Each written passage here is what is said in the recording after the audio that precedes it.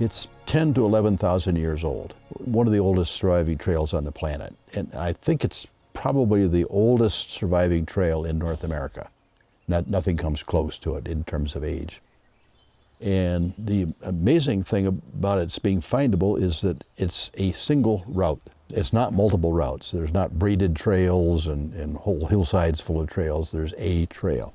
They use fire as a management tool. That's how they kept the trail open. As years passed, the forest did what forests do best and grew overtop the trail. That is, until retired historian and conservationist Dennis Baird got involved. We decided to find the trail, not roughly where it was, but really where it was, because we knew it was very old. And the other was to reopen it, but not to build a new trail, just to reopen the trail on its existing route.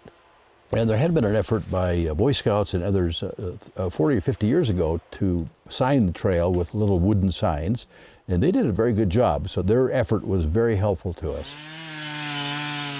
Clearing trees outside the wilderness boundary means chainsaws are allowed. So in the summer of 2022, Baird, along with friend and cohort Ivor Nelson, gathered together a group of volunteers who wield chainsaws with absolute finesse. And the great thing about these guys, what I want to call the stormtroopers, the smoke jumpers, is they are heavy equipment people, and they just go after those big trees. And you're tripping through forest, and this is an old forest, so it's not pristine grass and you're just walking across that with a few trees. It's matchsticks everywhere.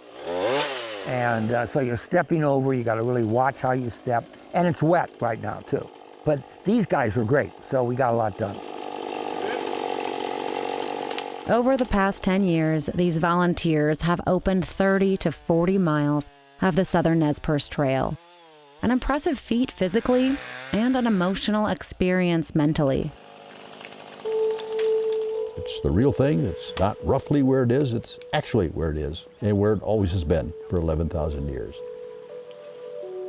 It's a powerful experience to simply stop on a quiet day in the woods, standing where you know people have been standing and walking for 11,000 years, and wonder, what were they doing? Where were they going? What were they thinking when they were, who was it? Were they here with their family?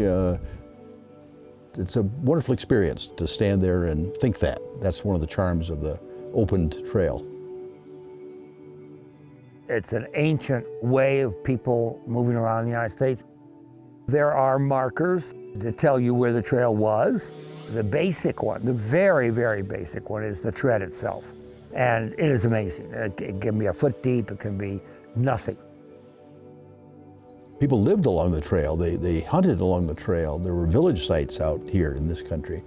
And so I would encourage people to visit the trail, but just remember whose trail it is.